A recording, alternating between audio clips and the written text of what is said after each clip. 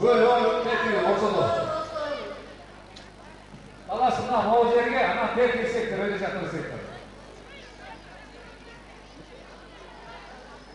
Çünkü yiyecek sektörde olan çoğu böyle yıldı yürüyeceğim.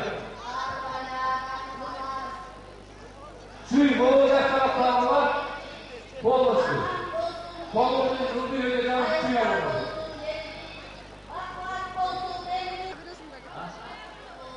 Hoş o sektörde olan. Hoş. Bakın ne diyor, çoğu çıkma.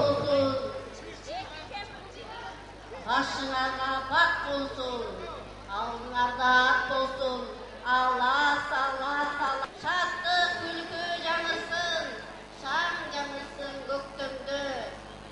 Allah Allah Allah, arkalayarak kalas. Vuruşlu eşki tutmasın, vuruş eş kaçan çıkmasın. Arkalayadan kalas. Atalarımız kadır barktu olsun. Biz erikti, güçlü, namuslu olsun. Kız gelinlerimiz saybirdi, imandu, nazik olsun. Kırını salas salas, her beladan kalas. Baktılık olsun elimiz, salas salas salas. Arbaladan kalan büyük örgütlük olsun.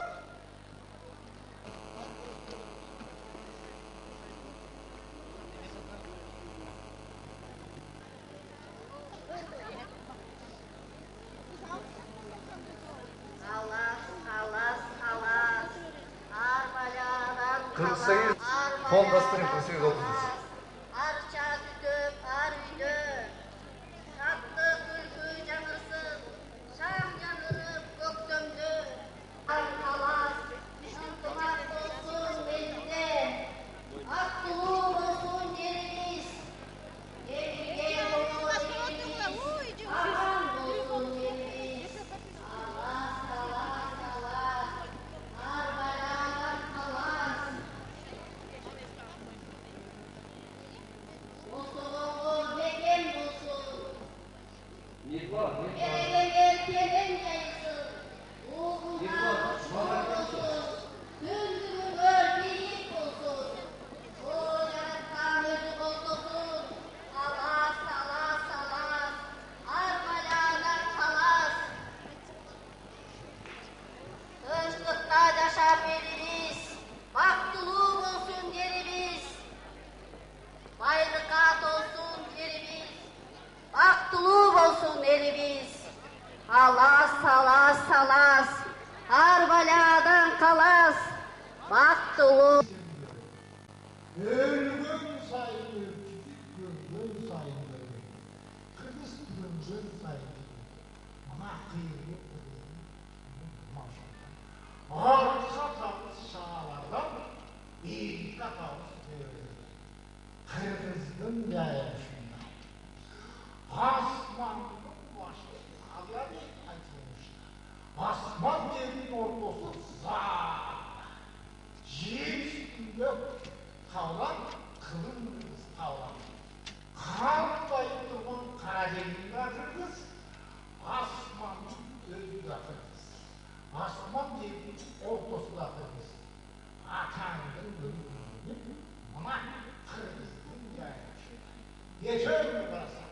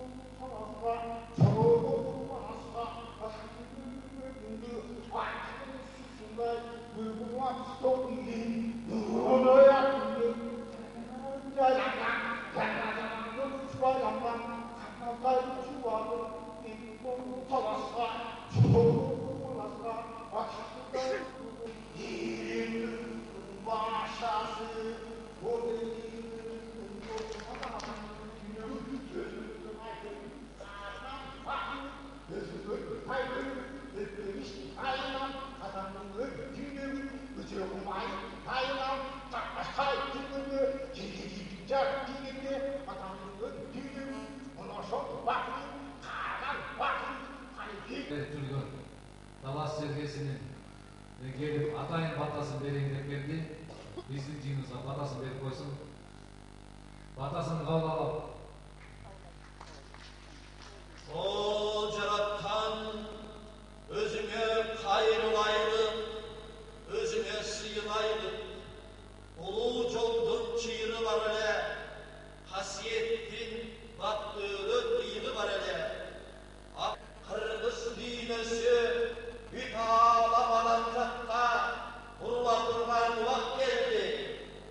Улуу жолдун чыйырга чыгып, чындыктын изине жанган жан күнөсү менен көктөм байрагы чыгып, жерине жашыл таалаган.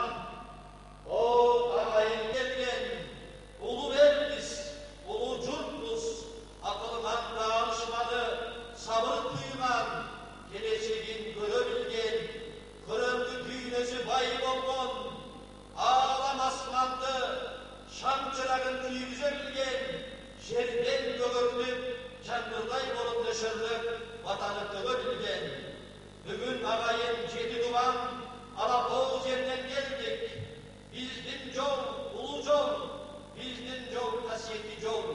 Биз дээрдандуу калкпыз, биз асылдуу калкпыз, биз улуу калкпыз. Биздин бабалар санжыра тепке калып кеткен, мындан дагы кыйынчылыктан кыдырчы болуп, кызыр уялап, ыйыктык касиет менен караңгыда жол көрүп, шиеленген жолду чечип келген. Бүгүн баарыбыздан көккө кайрылайлы, сурагайлы. Жаманды жакшы кылып айланып алган, катууду жумшак кылган, ачууну таттуу кылган, касиет менен багындырган. Бабалар кечеги жедакелер, калбыл аталар, асланбектер, адам өткөн акбакайлар, чыйырлар, о батагандан кан кошойлор, кыргызды түптөп ак байрак көтөргөн. Бүгүн анда чогулуш жыйыныбыз бирдиктүү, чечкен жыйын болсун дейли. Бул тилегенибиз көккө жетсин. Жараткан карапайым элге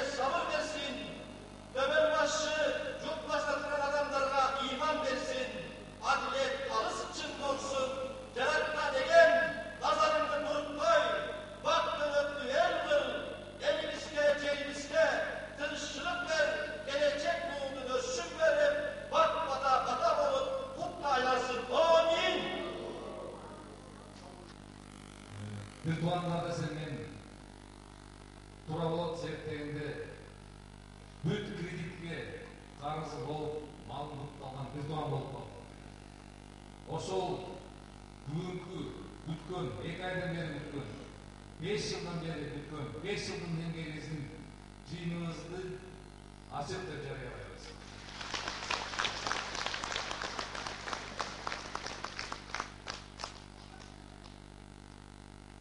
Президиумда мен бияка биздин ушунчалык элге 5 жылдан бери 6 жылдан бери эмгек жасап кыргыз элинин көйгөйүн чечип банктарды кыдырып элге кредиттерди узартып берип жаптырып берип элге күйгөн элге кызмат кылган биздин 7 областын координаторлорун президиумга чакырат элем. Бишибаева Олтай же Талас областын координатору.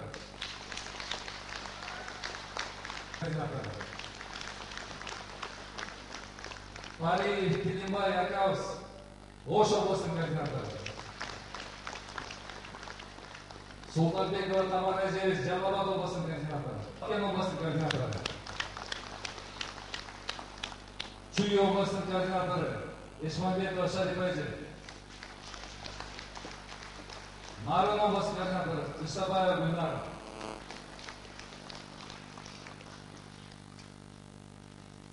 Биз ишти ошол бүгүнкү жыйындын ошо 5 жылдык биз жасаган Кыргызстандагы насыя алуучулардын укугун коргоо элдик кыймылынын түптөгөн ушул жыйынга эң чоң себепчи болгон ушул канча деген биз кыдырып элдин биякта көп көйлөр отурат, элдин маселелерин чечип бердик. Ошол кыймылга бүгүнкү жыйынга эң чоң себепчи биздин төрайымыбыз Тинкеев Аклай кол чабууда.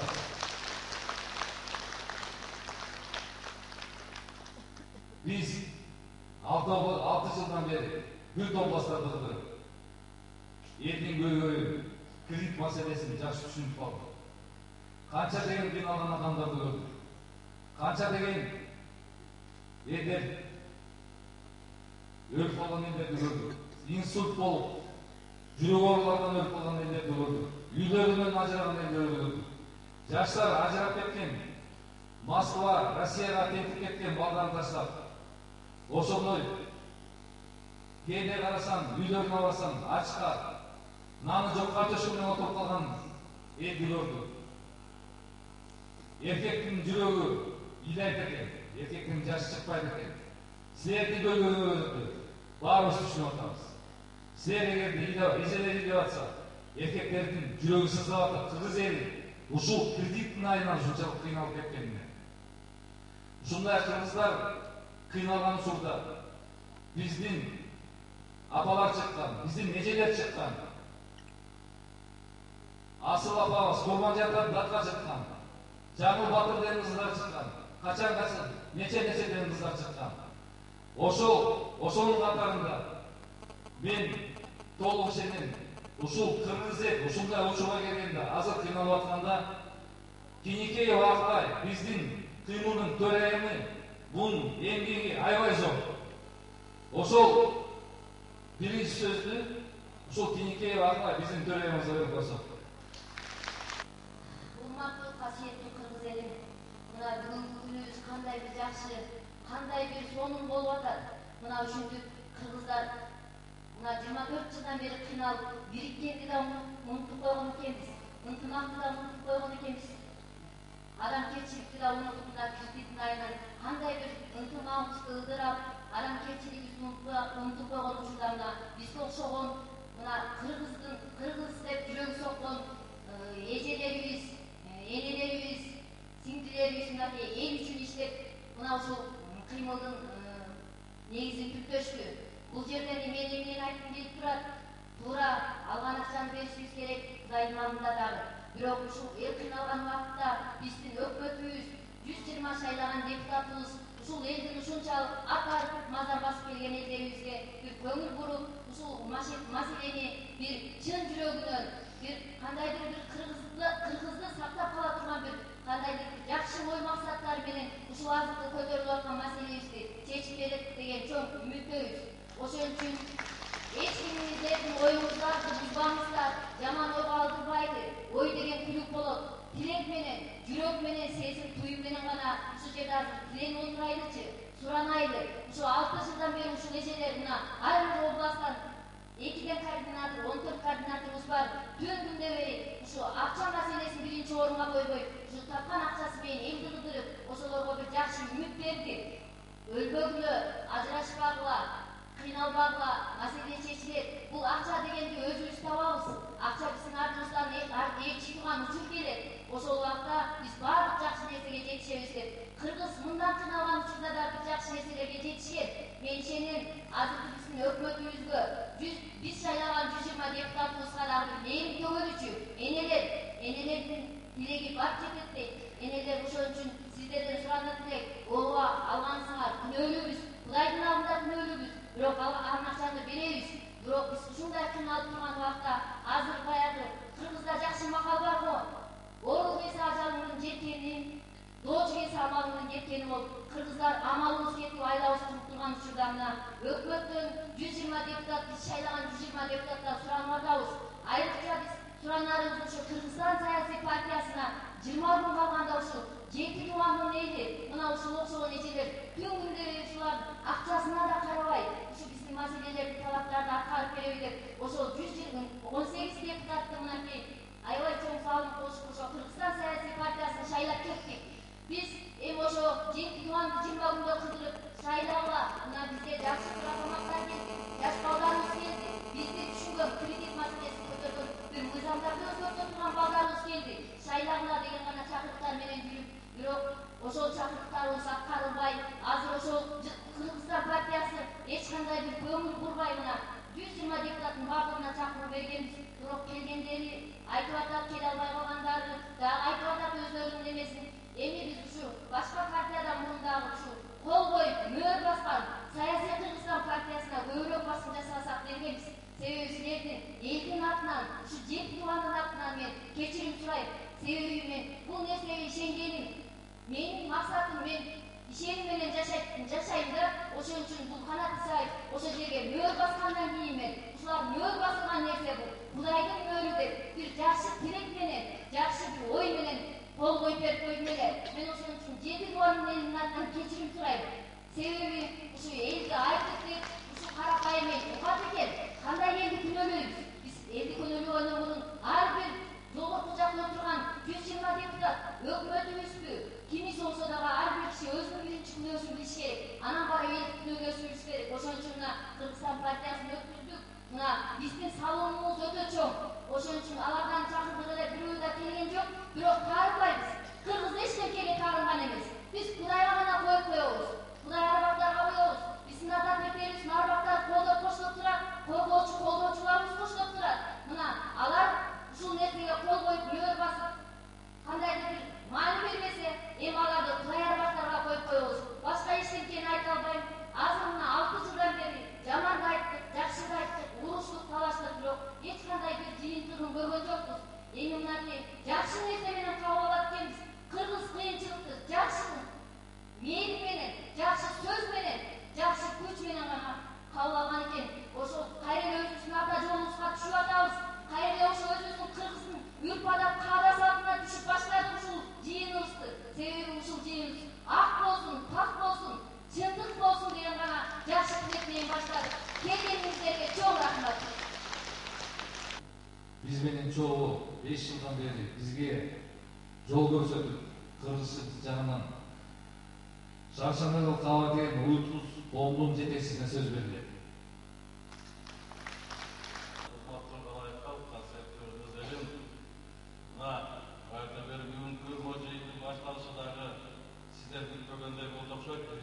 Манас атанын тупун рухун ушул жерге Кожомкул атаны баштаган спорт сарайында Манас атанын рухун орнотуп, андан кийин Бакай атанын батасын жайып, улуу Кыргыз элине сиздерге окшогон мынакей кыйынчылык убакта жүктүн баарын көтөрүп, Кыргыз элин баардыгын баап берген сиздерге багыштап ушундай баштап отурат. Турганына менин көзүм кетип турат. Урматтуу туугандарым, мынакей Кыргыз эли улуу эл баардыгы китепке жазылбай калган тарыхыбыз бар. Оозубузда, сөзүбүздө, макал лагабыбызда, жана үрп-адат, каада-салтыбызда, жашоо турмушубузда ийгилик чейин сакталып калган улуу салтыбыз туруп, биз мондай кыйынчылыктан чыга албайбыз деген бул болбогон нерсе. Бир гана нерсе, биздин элде азыр бийлик менен карапайым эмгектенгенден бири-бирин түшүнгөн маселе убакыт келди деп эсептейм. Буга себептер болот, мынакей бизде мынау кыйынчыл убакытта мындай сакалай бою саратын акыл айран кызыбызына канча жылдан бери могун баштап, олардын баарын ошол жерге чогултуп, жөнөкөй сөзгө келип кыргыз эли, сөз менен чечелик деп, мондай адистерди кайрылыкта кубанчылык деп окуган. Мондай белгилүү жигиттер кубаттыр, ушулар чогулуп алып турган могу маселени ушундай жагынан өзүбүздүн салт менен, ушул жердеги өзүбүздүн илгертен келаткан эрежебиз менен чечелик деген өтө абдан жакшы нерсе болуп. Мен ошон үчүн саясат жана башкага кошулбай, биз дагы канча 5-6 жылдан бери өзүбүздүн болгон мүмкүнчүлүгүбүз менен элди аралап, ушу өзүбүзгө керек деп жүргөн деп кайрылганда, мен дагы ошо кубаттап ушул жерге келдим. Манасыбызды чакыртып, манасыз айткан жигитибиз дагы бир эле Кыргызстан эмес, дүйнөбүздүн Европаны, Америкага, Малайзияга чейин барып, бирок мондай жарышка теңдерине кылган эл деп жүргөн манасчыбыз Бадакөйүбүздү билесиздер. Бул киши дагы Южный Африкага чейин, Южный Корея, Монголия, Алтай жана башкаларга кыдырып барып келген адамдар. Буларды дүйнөнүн эли. Дилин түшүнбөсө дагы сөзүн, мына үйүнүн түшүнүп, баардыгын кыргыз элинин улуулугун моюндап келатышат. Ошон үчүн бүгүн мондай манас айтылганда, Бакайдын батасы өлгөндө, мен ойлойм, бул жерде буну кабыл албаган бийлик болбосо керек. Себеби манас ата менен Бакай атаны деп алып келатабыз. Анын үстүнө мына быйыл баарыбыздарга белгилүү тарых жана маданият жылы деп жарыялады. Биз башка иштерден көпчүлүк жакпаса дагы кыргыз эли ушу тарых менен маданиятыбызды могу жарыялаганын колдоп туруп, ушунун негизинде чарба иштерин ушул өзүбүздүн салтыбызды чечип алат деп мен тереңишем. Ошон үчүн урматтуу туугандарым, баардык алды болгон маселелер чечилет, жакшынакай айтып келет, Марсвес жанагы калдайын чечилет, жолдордун баардыгы кыргыз элинин алаканы уучу бура эмес, арамызда дагы абдан билген, түшүнгөн специалисттер, адистер пайда болду. Кыйналган сайын күчөгөн дегендей. Ошолор биригип туруп, баардык сөзгө келип, эми таап иштин баарын бүтүрсө болот. Ошон үчүн ар дайым бекем ишеничте болуп, ишибиздер алдыга жылып, кыйналгандардын баардыгын кыйынчылыктары жоюлсун. Быйыл жолубуз ак, кыргыз эли кең келечекке жайыла берсин. Элде бар болсун, эгем жар болсун, кырсык жок болсун, кырман жанга толуп, курсак ток болсун. Жерибиз чөптүү болуп, уюбуз сүттүү, малыбыз эттүү болсун. Уул өкпөс чыгарып, үйүбүз жанга толсун. Батабыз кабыл болуп, балдарыбыз инсан болуп, келиндердин этегинен жалгасын. Уулдарыбыз ыймандуу, кыздарыбыз ырыстуу болуп, намысты болгон чыгарбасын. Элин жер каратпасын, кыргыздын адын чыгарсын. Калкка кут келсин, жут алыс кетсин. Сарыныч тарасын, бактаалай карасын. Кызыр дарысын, ата-бабанын арманы колдоп, башыбыздарга баш кошулуп, жашыбыздарга жаш кошулсун. Ырыс бешиктүү болуп, үйүңүздөрдө ынтымак бүтпесин. Айдан аман, жылдар эсен болгула. Амин. Кошулдук. Биз көп жумушту аткардык. Кыргызстанда маселелердин болгонун белгилеси менен Жогорку Кеңеш көп мыйзамдарды кабыл алып берди. Ошол эле сүт корлук боюнча мыйзам кабыл берди. Ошол эле жана мурун эгерде үйлөрдү 90 күндөн кийин сотсуз алып койсо, Жогорку Кеңеш сотсуз алынбасын деген мыйзам чыгарып койду. Андан башка дагы мыйзамдар, мисалы үчүн азыркы Россияны карасак, аякта проценттер чексиз, 1000%-ка чейин. ошол проценттерди түзүлгөн эркек кыймылдын эмгеги. Анан биз карайла жүрүп ушул элди кыдырып, банктарга кирип сүйлөшүп жүргөнгө биздин дагы эмгегибиз айтып бизге ушул жаш адистер кошулуп, Кубаныч Чороев өзүнүн экономиканын программасын өз илин козгоду экен. Ушул Кубаныч Чороевго сөз берип коебуз. Мен атайын аклап жасаган эмесмин, анткени ата-бабаларыбыз карасы жок эле курултайлар өткөрүп сүйлөп жүргөн, ошондуктан кенен эмес.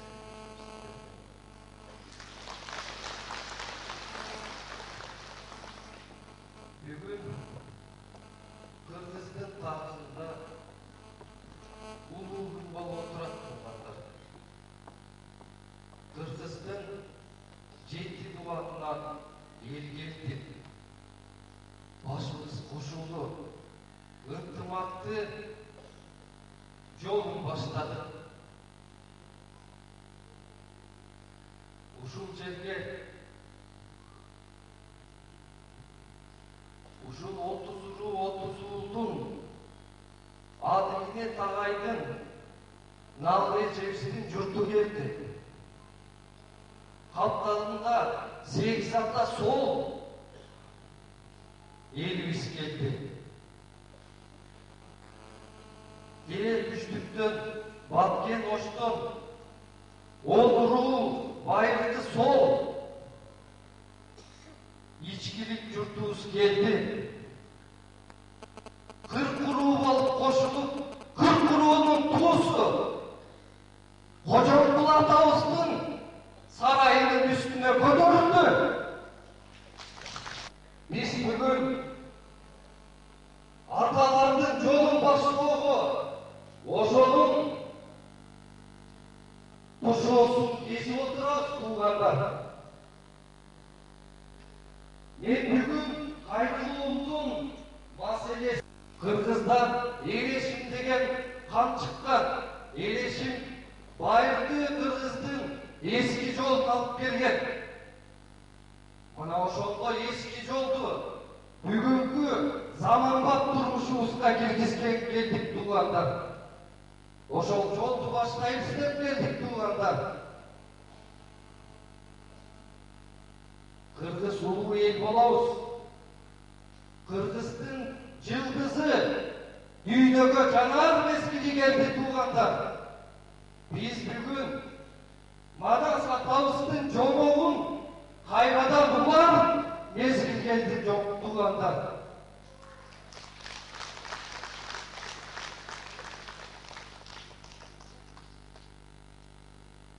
Туугандар, ушул 2 айдын ичинде Кыргыздын бардык 7 дубанынан ушул манифестти колдоого кол чогултулду.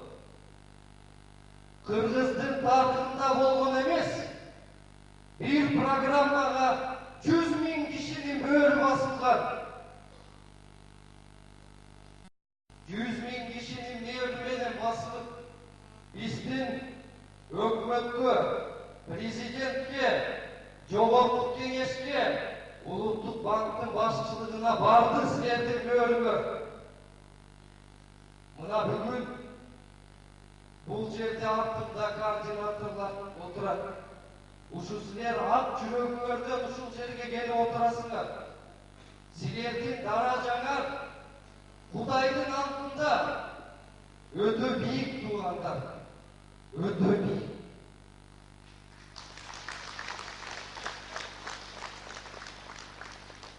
Мына бүгүн 120 депутатты чакырганбыз. Өкмөтүбүздү баш кылып, Улуттук банктын башчыларын чакырганбыз.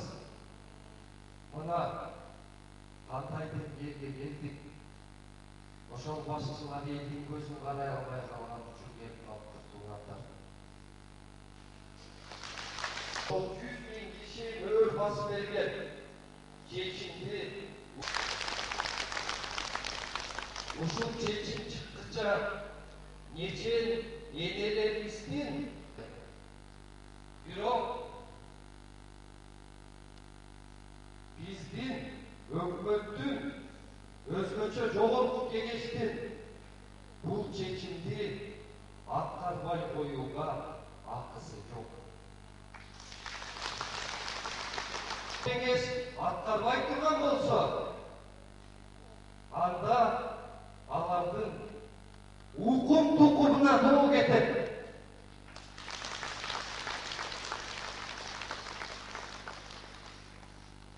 Биздин элибиз, аталарыбыз кандай кишилер эле туугандар. Биздин аталарыбыз ак сураса төбө берген, суу сураса бал берген эле.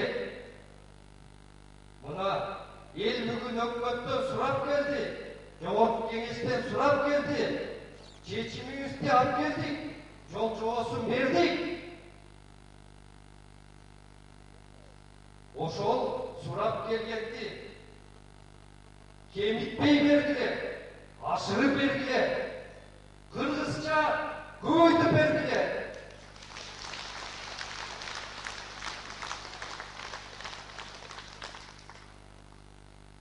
Туугандар, мен ушул маселе боюнча, ушул кыргыздын бүгүнкү күндө манифестте жол жобосу бар. Ал дүйнөдө эң таасирдүү экономисттер тарабынан бул туура жол деп тастыктаган дүйнөлүк эксперттер бар.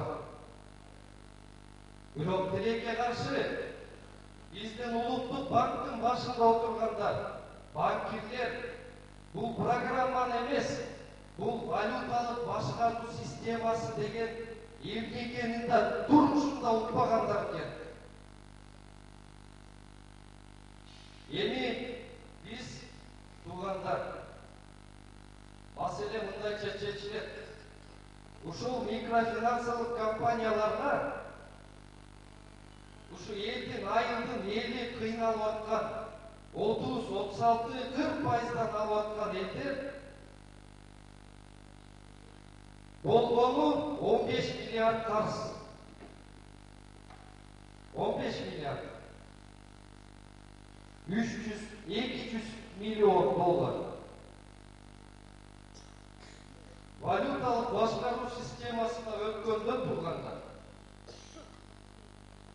Биздин улуттук банктын резерви, бул кыргыз элинин байлыгы 1 миллиард 700 миллион долларды түзөт. Ал эми биздин экономикабызда болгон сомдун массасы 60 миллиард.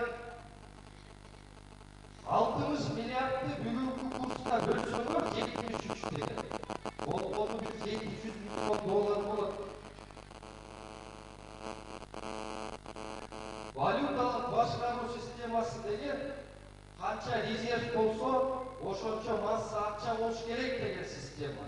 Демек, биз 75 миллиард сомго акча массабызды көбөйтүп, аны туруктуу бир курста кармап турганга мүмкүнчүлүгүбүз толук бар. Мына 75 миллиардты биздин банк системабызга киргизип, силердин бардык кредиттердин мамлекет сатып алат тургандар, сатып алат. Чечим чыкты.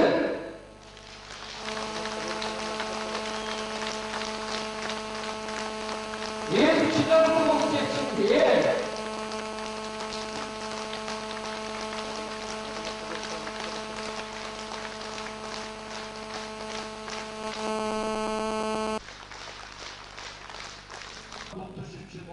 Миллиард керек экен. Кыргыздын 75 миллиард бар экен туугандар. Эми ойлоңуңар. Калган 60 миллиардты каяка коротобуз деп. Биз туугандар Кыргыздын баягы той үстүндө торгой жумурткалаган заманга апарарга толук мүмкүнчүлүгүбүз бар туугандар. Кыйналбасаңар туугандар, анда ушул адашкан жолдо дагы жүрө бермексиңер.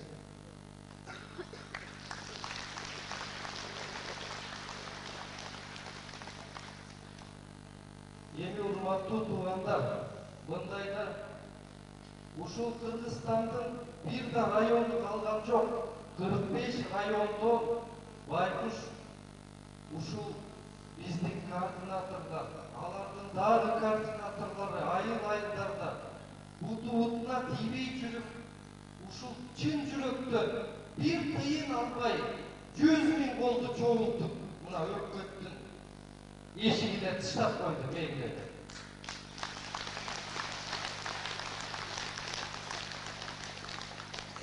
Эми өкмөт бул чечимди кылтыксыз ашыгы менен аткарыш керек.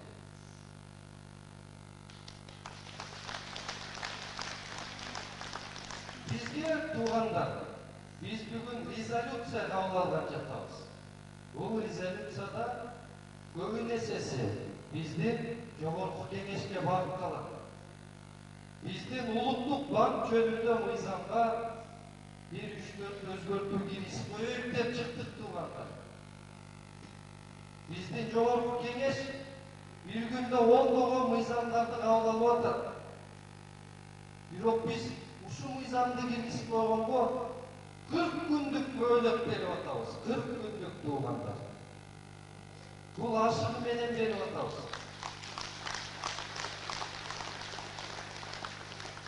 Бул валюталык башкаруу системасына өтүүгө туугандар. Бул жогорку кеңештин чечими жок деле биздин улуттук банктын башчылары өтүп кетсе болмок. Аны 2 сааттык эле жумуш 2 чечим чыгыш керек. Ал кандай чечимдер? Эртеңден баштап $1.74 сом менен улуттук банк бардык коммерциялык банктардан туруктуу алмаштырып тургула. Эгер силерге коммерциялык банк 10 миллион доллар келсе, ошо 74 курс менен сом бергиле. Эгер сом келсе, доллар бергиле деген чечим.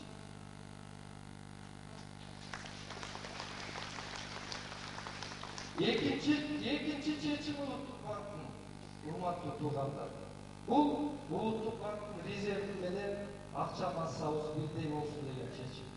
Бул жанагы 75 миллиард сомду чыгарып туруп, биздин мамлекеттик 2 банкка салып туруп, силердин карызыңарды сатып алып, кайра силерге ошол акчаны пайызсыз берсин деген чечим.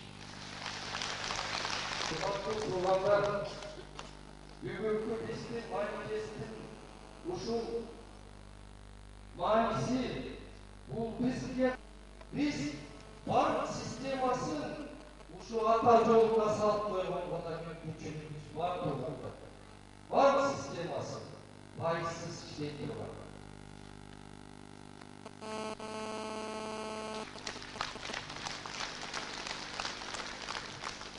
Мынакей кыргыз элине айтыңызчы, эмне үчүн сиздерден пайда табыш керек туугандар? Биздин дыйкандар, биздин малчылар коомубузга пайда алып келген эл бул. Алардын Кудай алдында даражасы бийик. Биздин атка минерлер алардын өтүмүн боозун чечкенге да жарабайт Кудай алдында. Адамдарыбыз коомго эмне пайда алып келип атат? Ушул кризис убагында силерге помидорун, сабизин, пиязын, картошкасын, этин, сүтүн, курутун, майын баарын өз наркынан да ылдый сатып атат. Биздин кризис маалында ошолор сактап атат туугандар. Кредиттерди бааларды кымбат кылып, ошол эле биздин дыйкандарды чоң пайыздык кредиттерди курутуп атат туугандар. Ошондуктан туугандар, биз бул банк системасына байыркы аталарыбыздын жолубузду киргизишибиз керек. Келгиле биздин коммерциялык банктар, келгиле биздин микрофинансовый компаниялар атайын ата жолу деген депозиттерди ачкыла. Мен сиздерге айлығымдан bir 10 000 сом депозитке салайын 10 жылга ушу кыргыз эли үчүн деп. Дагы байлар салсын. Пайызы жок мен мына кыргыз эли үчүн деп. Мына ошолордон кыргыздын мыкты чыкма ишкерлери пайдаланып, коомго пайда алып келсин. Пайызы жок кредиттерди узак мөөнөткө алып. Мына ушуну ата жолу дейбиз.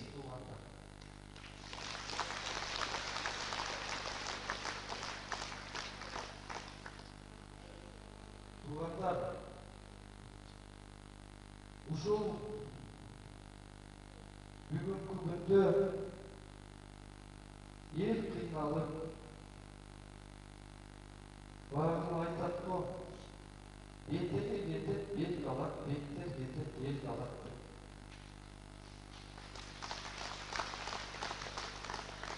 Биз ар дайым кыргыздын мыктылары, багы эл чегип, ел чекинде жолу деди. Бүгүнкү күндө жолу биздики, бийлик эмес, бектер эмес. Бүгүнкү күндөгү биздин жолу өзүбүз. Биз өзүбүздү өзгөртүшүбүз керек. Ушу ата жолуна салышыбыз керек өзүбүздү. Бийик максаттарды, жүрөгүбүздө көкүрөктө максаттарды бийик алышыбыз керек. Биз ушул 24 жылдан бери байлыкка, ар нерсеге артынан жүгүрдүк. Мына ошонун артынан бакыт таптыңарбы айткылачы. Ошо байлыктын артынан жүгүрөм деп ден соолугуңардан айрылыңар. Балдарыңар кетти алгас жака. Ошо кредиттерди төгөм деп кыйналган элде.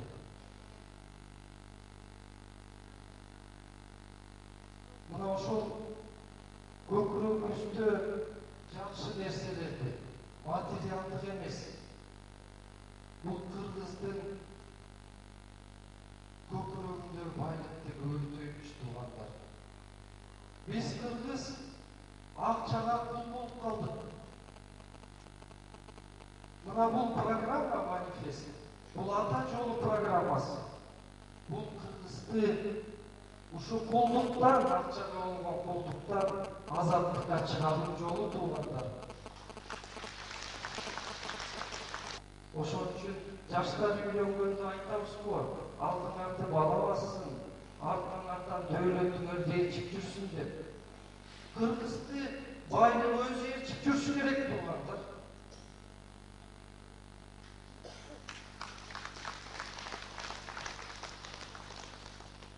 Мына ошол жолго түшүү программасы бүгүн ушул манифестти колдоп келдик туугандар. Ушул манифестти бекитип,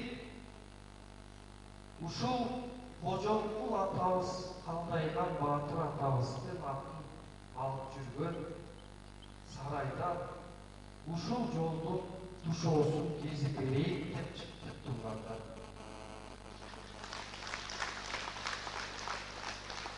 Мындан башка жолубуз жок. Башка жол жок туугандар. Ошондуктан биз жогорку кеңешке жана улуттук банкка, биздин өкмөтүбүзгө ушундай талаптарды коюп атабыз. Азыр уруксат берсеңиздер, мен ошол манифесттин чечими резолюцияда, ошо элдик жыйындын, ошо 100 000 киши мөөр баскан чечимдин резолюциясы ошо жерден окуп берип коеюн. Кыргызстандагы насыя алуучулардын укугун коргоо элдик кыймылынын, элдик жыйынынын резолюциясы. 2015 жылдын 28 декабрында Асия окуучулардын укугун борбору элдик кыймылын ошол күндө таптар Кыргызстандын региондорунда манифест менен тааныштыруу, талкуулоо, колдоо жана ишке ашыруу катарында кол чогултуу кампаниясы өзгөчө айыл айылдарда манифест элдин калың катмарынан колдоо тапты. Жалпы Кыргызстан боюнча 100 миңден ашуун кол чогултулуп, Кыргыз Республикасынын өкмөтүнүн областтык жана райондук ыйгарым укуктуу өкүлчүлүктөрү аркылуу жөнөтүлгөн манифесттик колдоо каттарын жана талаптарын Кыргыз Республикасынын президентине, Жогорку Кеңешине, өкмөтүнө жана Улуттук банкына тапшырууга земил бүттү.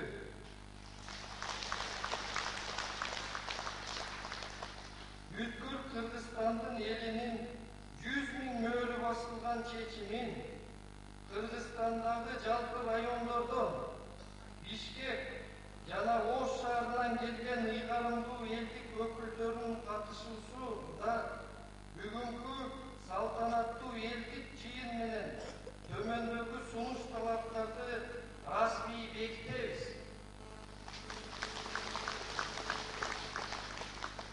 Манифестте белгиленген Кыргызстандын акча системасын реформалап, Кыргыз Республикасынын Улуттук банкы валюталык башкаруу валюталык режимине өтсүн. Ушуга байланыштуу Кыргыз Республикасынын Жогорку Кеңеши бул талапты Жогорку Кеңештин күн тартибине киргизсин. Кыргыз Республикасынын Жогорку Кеңешинде Кыргыз Республикасынын Улуттук банкынын валюталык башкаруу режимине өтүүгө тийиштүү Кыргыз Республикасынын Улуттук банкы жөнүндө мыйзамга, микрофинансылык уюмдар жөнүндө мыйзамга, банктар жөнүндө мыйзамга өзгөртүүлөрдү киргизүү үчүн атайын убактылуу депутаттык комиссия жана жумушчу топ түзүлсүн. Ал комиссияга жана жумушчу топко Кыргызстандагы насый алуучулардын укугун коргоо элдик кыймылы сунуштаган 10 адамдан кем эмес киши киргизилсин. Кыргыз Республикасынын Жогорку Кеңеши Улуттук банк жөнүндө мыйзамга талаптарга жараша өзгөртүүлөрдү 40 күндүн ичинде киргизсин. Ушул мыйзамдагы өзгөртүүлөр күчүнө киргиче Кыргызстандагы кредит алган жарандардын күрөөдөгү үйлөрүн коммерциялык банктар жана микрофинансылык уюмдар тарабынан сотко берүүсүнө, үйлөрүнөн чыгаруусуна, азыркы күндө сот камагында турган күрөөлөрдү сатууга, сот процессинде болгон кредиттик иштерге 3% саноого мораторий жарыялаган токтомду 10 күндүн ичинде бекитип берсин.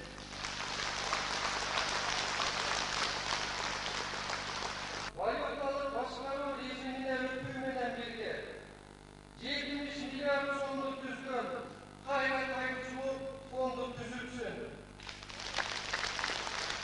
Мамлекеттик 2 банк аркылуу РСК банк жана Айыл банк Кыргызстандагы коммерциялык банктардан жана микрофинансылык уюмдардан эл тарабынан алынган кредиттер элдин өз эрки менен кайра каржылансын.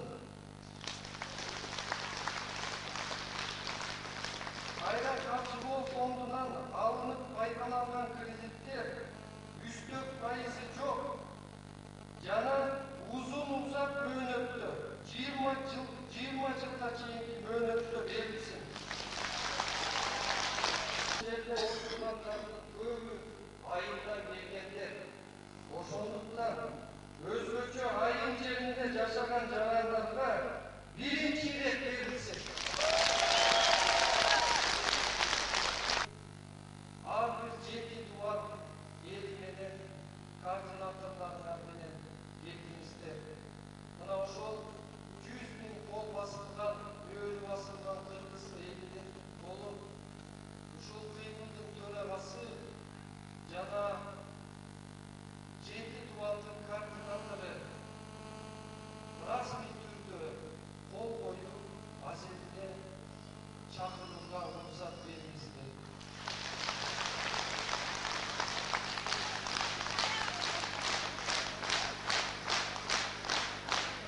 Kırgızistan'dan Oş Oblast'ın koordinatörü Fariyev Kininbay.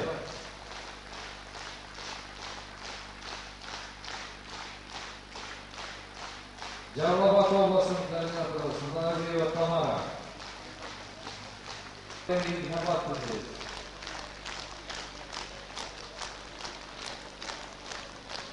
Mağaran Oblast'ın koordinatörü Kışlabayeva Gülmira.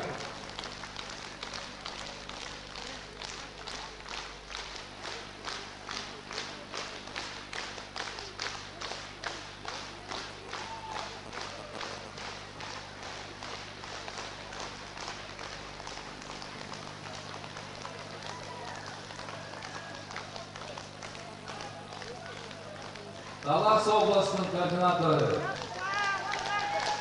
Beşibayev Oltaycı. Исыкөл Oblast'ın koordinatörü Mambek Orguncan.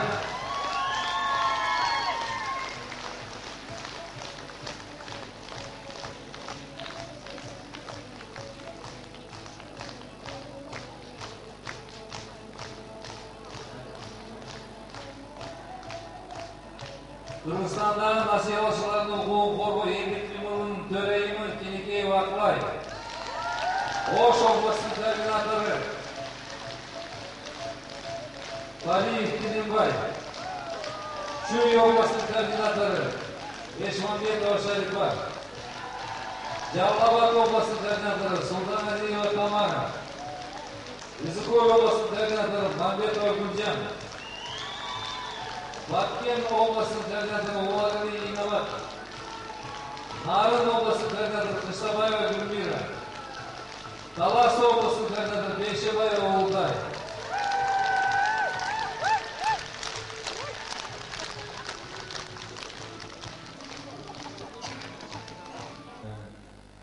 Hükümet aparatının finansını bölümün başçısı Aliyev Aziz Kuanышбековичке ушул резолюциябызды тапшырып берели.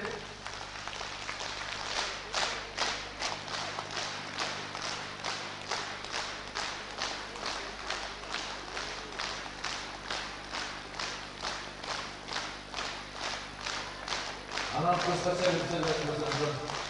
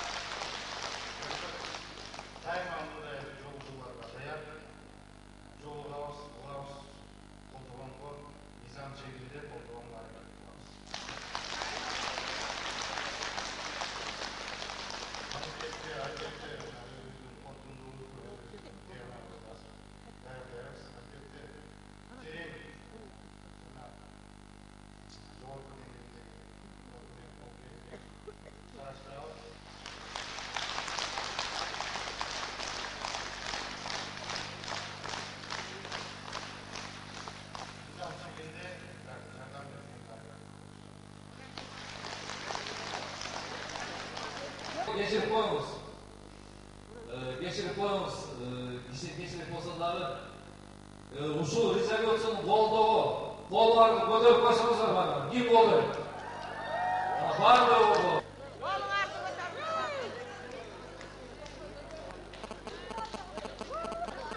Жогорку Кеңештин өкүлдөрүн беререк келбеттир. Анан сизге де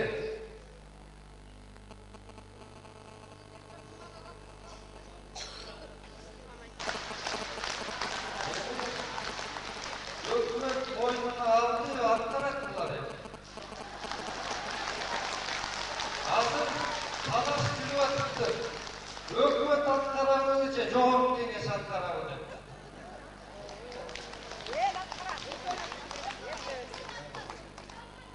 Мына могу ушул Жогорку Кеңештин төрагасына биз бул резолюцияны ушул элдин атынан тапшырабыз.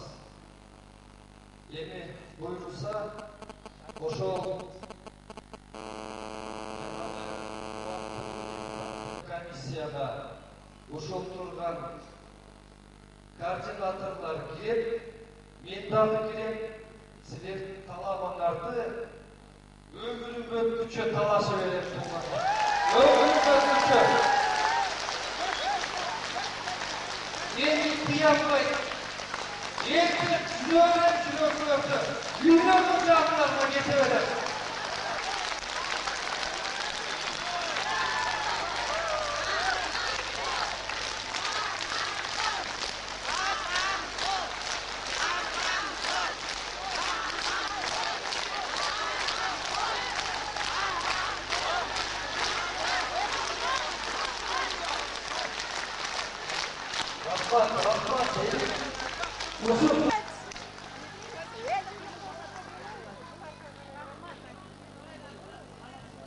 Рахмат вам.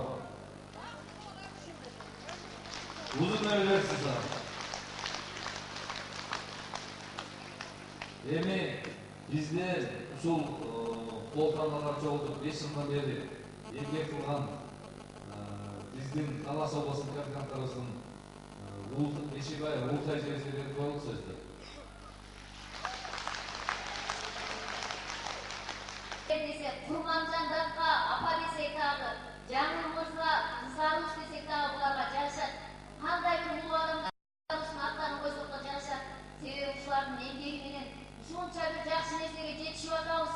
Буларга да Талас областынын күн дебей, үй бүлөсүнө карабай, бала чакасына карабай, ушул бир жакшы нерсени сезип, алыбызда бир ооматыбыз турган экен, бир кутубуз турган экен деп мына өзүнүн жүрөгү менен ушул жакшы нерсени уюштуруп, канча бир Таластын жакшынакай апаларын, агаларын алып келип мынакей элдин алдында жүзү жарык болуп турат. Бул адамдарга баарыбыз тең ыраазычылык билдиришибиз керек.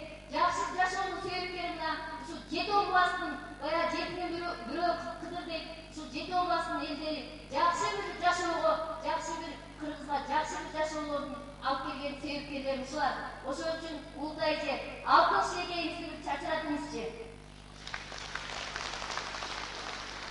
Саламатсыздарбы, кадырлуу журтум, алайык калкым. Аман эсен келиңиздерби? Мына канча 5 жылдан бери кыйналган кыргыз бүгүн Кудайга шүгүр биздик. Бул кыздарыбыз бар экен.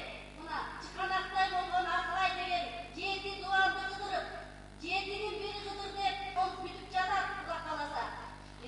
Акылай менин, Акылай журтум, биздин дагы састан чыга турган күнүбүз келет экен. Биздин дагы жаркыраган күнүбүз тиет экен. Айланай менин, мына деген биздин ушундай Кудай ыраазылыгы үчүн кылган кызматыбызды Кудайдан да кабыл болуп атат. Биздин ата-бабаларыбыз, олия машаяктарыбыз не бир биздин кыргыздан чыккан пирлерибиз өткөн. Мына ошолордун жакшы каада салты менен, үрп адаты менен, кыйыр жолу менен жакшы нерсеге келип отурабыз мына. Биз деген ушул эл өкүлдөрүн шайладык. Мына биз өзүбүздүн кыргыздын каада салты менен, акылман апаларыбыздын акылы менен келдик. 7 дуандан жетирип келдик. Ошой бабаларыбыздай бабаларыбыздын шерттиги менен келдик. Анаса журтубуз мына баарыбыздын тилеги оюбуз бирдей болуп, ушул жакшы нерсеге жетип атабыз. Кудайдан кабыл болсун. Булагу биздин чогуу жүргөн, чогуу турган сенин өмүрүң узун болсун айланай. 7 дуанды бириктирдик.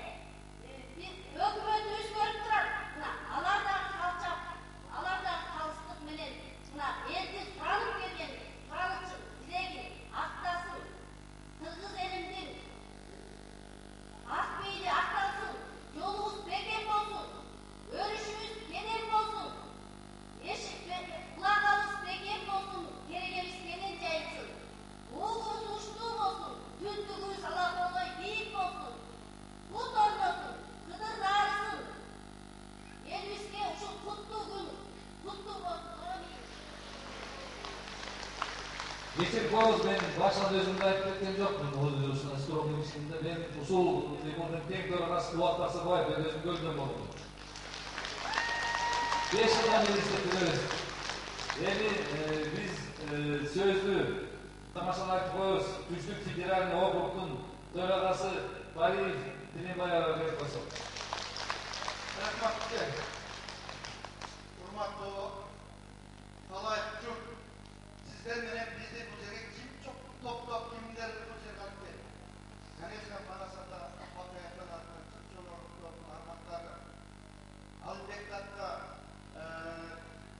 Курманжан жерге болғанда дағы Қожоңқы атауыздың алдында қойылған қасиетті сарайда тұрады. Бұл жердегі бүгінгі алынған, тауланған резолюцияны Құда Тағаласы атқарылады деген мен сенімдемін. Анткени қырғыз елі баласыздарды батаменен балалы қылған. Уылы жоқтарға уылменен, батаменен уылы қылған. Жаңғы жабай қалса батаменен жаңғы жадырған. Мына ошол эле бизден мына өкмөткө депутаттарыбызга илайым ушулар бизден тапшырылган резолюцияны аткарсын. Аткаруу үчүн ушуларды Алла Таала колдосун. Ушулардын жүзү өңү кыйналган кыргыз элине 6 миллион халкына жакшылык үчүн курулсун деп Алпада тилейли. Ушулар аткарсын деген жакшылык баталы. Бетке тарталы. Омин. Бириктен жиналган баарыбыз биригип азыр бир тууган болуп атабыз. Ошону биригилекте баарыбыз биригип туруп жеңишибиз керек. Эми ушуну менен мен сиздерге биринчиден чоң ыраазычылык билдирем. Баарыңар балким акыл качаңарды алып келдиңер, балким карыздап келдиңер, силерге аябай чоң ыраазычылык.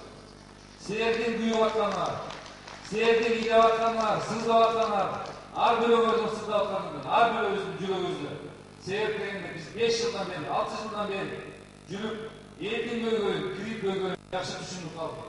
Силер менен чоң ыйладык, сыздадык. Бирок ушул эле ынтымак жолу эле жакшы түз жол экен. Тиги отурган, биз шайлаган, эл шайлаган депутаттар, алар да кыргыздын балдары. Ошолорго ушундай сунуштарды, ушундай талаптарды бул маселеден, бул көйгөйдөн кандай чечип кетүү жолдорун көрсөтүп атабыз.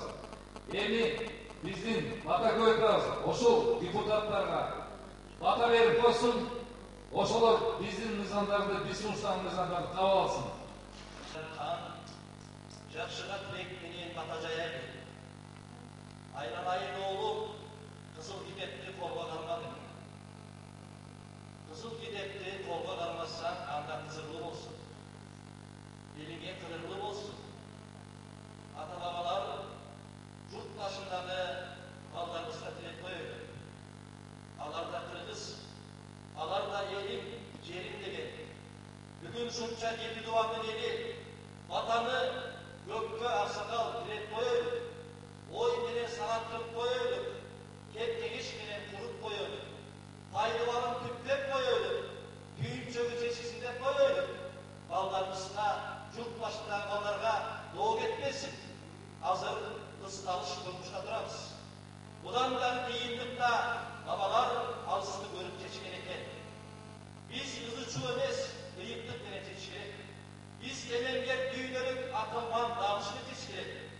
Эгер биздин кыргыздын аксакалдары улуу салттын санасы менен, атылмандын көрөгөч менен, көрөмдү дүйнөнүн байлыгы менен, чыйырдын бизи менен, аяндын сезүү менен, килге килебат кылып буйруу менен, көктөн суроо менен чечкен экен.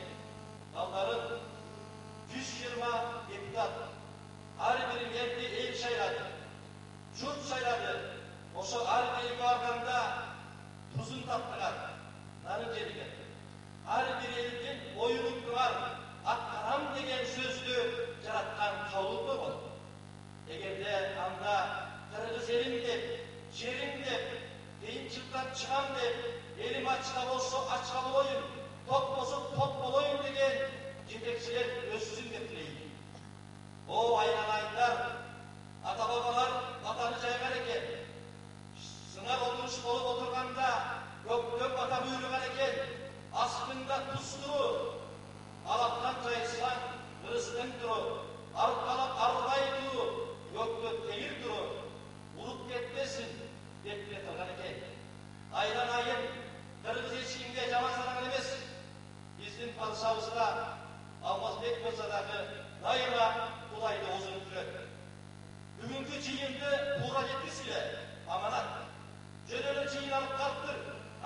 кал эмес.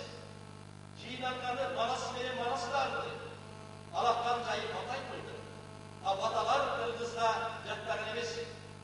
Батаны көктөн кайрып берип, дилине салып, касиетин айтылган